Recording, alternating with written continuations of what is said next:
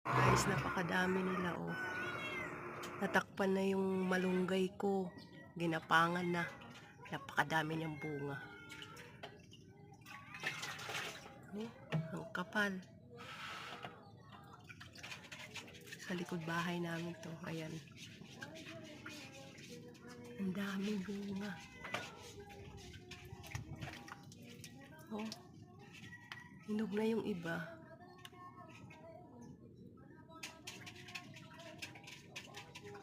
Yan, napakakapal.